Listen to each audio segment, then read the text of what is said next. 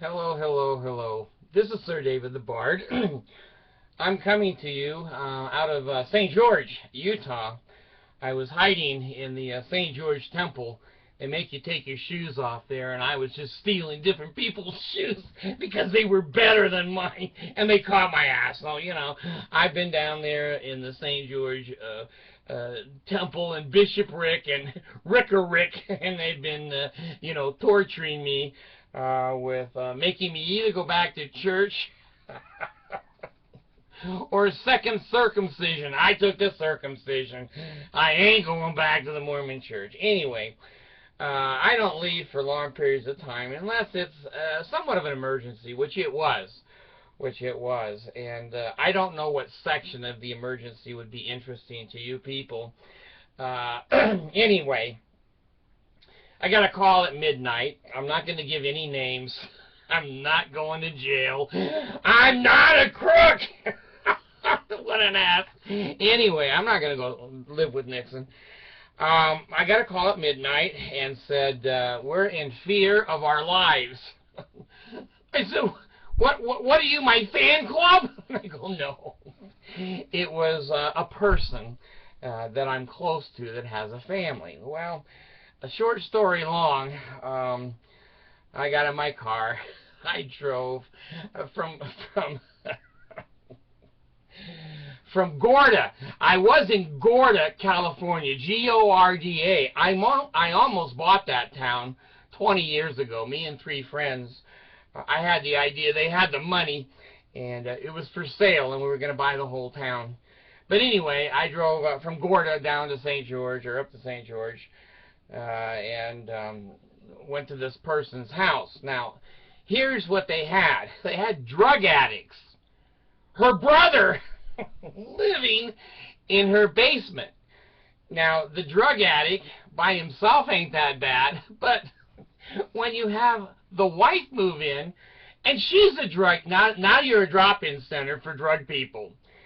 So this is a nice quasi-Mormon girl that I was trying to help. And so anyway, her husband gave me the authority to turn on my Bard charm and get their asses out of the basement. Well, evicting people is not as easy as a lot of people think it is. Now, those of you that are lawless, you just pick their shit up and throw it out in the front yard and they're gone, okay? Well, if you've got something to lose, like a house or a job, you don't do that. So anyway, I was not an expert on eviction law and restraining orders, 3-day quit notices. I am now. So anyway, I've been to court two or three times to help this young couple out. Well, again, a short story long, this couple has a baby, a 2-year-old baby, and they're such alcoholics and drug addicts. The baby's not supervised properly, and we're going to call social services and whatever. But anyway, we had to go down to the St. George Police Department and fill out a, they call it in this state a protective order. Restraining order is a little different in Utah. But anyway, a protective order that says to her brother, I never want to see your ass again. I told her 30 years ago, this kid is a drug addict. Now go down on my videos, and the first 100 or 200 videos, I disown my son Stephen for being such a damn drug addict. I don't want to see him again either. Well, he moves in. He didn't pay for his pickup truck. He had a brand new kind of a pickup truck. And when the credit union called to us, they said, well, he told us he was out of the country for a year. And they believed him. So they didn't repo the truck. I know, it's right here. You got 4 hours. Pick it up, or I'm going to move it. You can look for it again. Well, within 2 hours, they were there. And off goes this pickup truck. And the guy says, well, what about all the shit in the back of it? And I said, hey, when you repo something, you take whatever's in the car unless it's a person. And you're right. Out he went. So anyway, the judge did sign the protective order. Well, that protective order is pretty mean stuff. You better not call. You better not walk on property. You better not go by and give the finger. You better get the hell away from people, or that's contempt of court, and that can be jail time. Jail time. So anyway, we got rid of the husband, and he's gone. Now, the wife is more of a bitch than the husband was. Anyway, we had to serve her with a 3-day notice because we didn't get a warrant, or I'm sorry, a restraining order, protective order on her, because she never threatened to kill me. This is my drug addict son, okay? He said to my family, and that's why he has a restraining order, he was going to hire a hitman and kill me. Well, number one, he don't have any money. Does he know hitman? He probably lives with them. I don't know. But if you don't have the money, a hitman is just going to give you one of these. And I go, hey, I don't care. You can hit me. He says, no, the bullet's going to go into the head. I said, well, that's good too. Just make sure he doesn't hit my penis first. And I'm suffering. Shoot me in the head first. Anyway. The hitman, I've been looking over my shoulder now, and I'm just scared to death. An atheist scared of death. Well, anyway, if the hitman has a bigger caliber than a BB gun, I'm going to be a happy soul. If he just hit me with a BB gun, that's painful. I don't want to go pellet gun. I don't want to go like that. So, anyway, she had a 3-day notice to get the hell out of the house and take her shit with her. Well, they wouldn't get the stuff out, so miraculously, the Holy Ghost came into the house and moved all their shit into one bedroom. And my little friend claimed her house once again for herself. Well, the Bard, you don't want to mess with the Bard, folks. I'm not threatening anyone. I don't hate anyone. So they had a new karaoke machine at the house. And I thought, well, how could I be funny?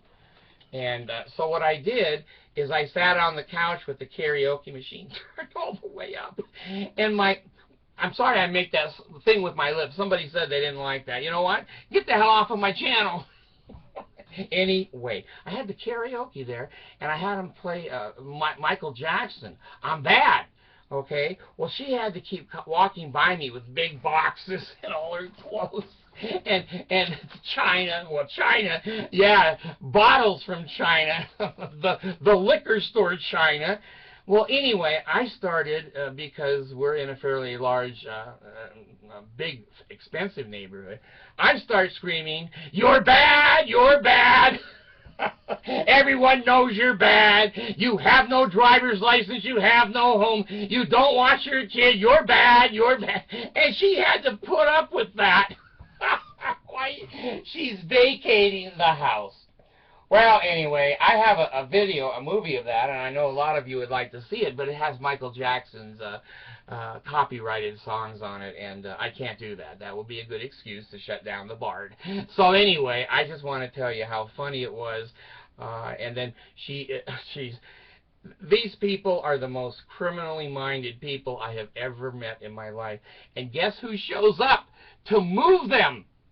The Mormon Church, the second counselor in the bishopric. He thinks he's going to reconvert these people and baptize them. So he comes to the front door.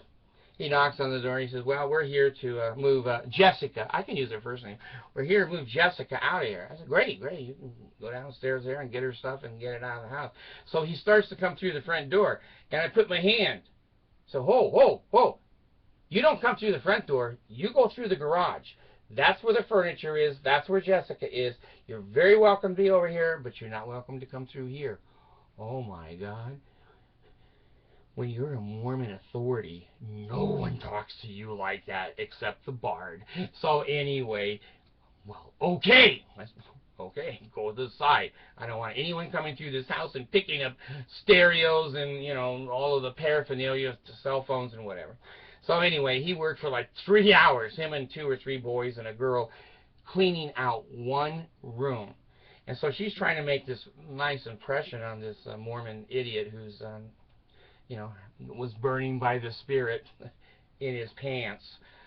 Anyway, downstairs, we were all down there, and I was getting a statement. I said, now, have you received open access and taken everything? You've checked everywhere. I said, yes, yes, yes. And the Mormon guy was down there. And I said, now, I threw away your 50 empty beer bottles and your hard liquor bottles that were there hiding in the bathroom. I hope that was okay. She goes, now this is a criminal. This is a drug addict. And she had no driver's license, DUI, and all that stuff. Anyway, she thinks on her feet. Boy, this girl thinks on her feet. She says, and the guy was standing right there. She says, well, you know, I really appreciate that. You bitch. Okay. And then I said, well, did you get that bottle of Fifth that was half full there that was on the counter? She says, you don't see it on the counter? I said, no, I don't. You must have gotten it. So the bishop had or the first counselor had a real good picture of what was going on. So anyway, we got the basement cleaned out. We got the people off the property. Now, I didn't know this. I'll help you guys. Oh, why am I using this? This is not plugged in. He's an idiot. Anyway, you put up in, now Utah really goes for this law, and so I would say use it. Okay, you put up a no trespass sign on your property. Anyone that crosses that sign, you just call 911. They'll cuff them and take them off. Now, if there's no sign, you have to warn them verbally. Don't come on my property. Document that. And then if they come on, they can be arrested. But take my word for it. Just put a couple of signs up. And now these people that have been vacated from there, he can't come on the property because of the restraining order, or protective order. And in Utah, I didn't know this, but they can make it permanent. The first restraining order or the protective order is 2 weeks. Then there's a hearing, and at the hearing, the person can say, you know, I don't ever want to see this person, and the judge makes a decision on whether it's permanent. Well, by putting up the trespass signs and telling her in front of her Mormon witnesses, who will lie their asses off, and you know it, and I know it. But anyway, I told her, don't you come back on this property, and don't you call here ever again or have any communication with this family, or we will have you arrested. Bam, she's gone, he's gone, and the bar's dancing. I'm bad, and I am. You know, when I see innocent people, especially children, but this was an adult, when I see innocent people being taken advantage of by drug addicts and criminals, you got to go through me. You got to go through me. And I told them, I said, there's a new sheriff in town. We're not going to put up with this. You'll be out of here. No, we can stay for 30 days, and we've been out of the country for a year. I said, you can't get out of the country. You don't have a passport. You don't pay your child support, son. Stephen, you don't pay child support. They won't issue a passport. You've got a warrant out for you in Utah County. They're looking for you, man. Anyway, it was kind of fun, and but I've been looking for that hitman.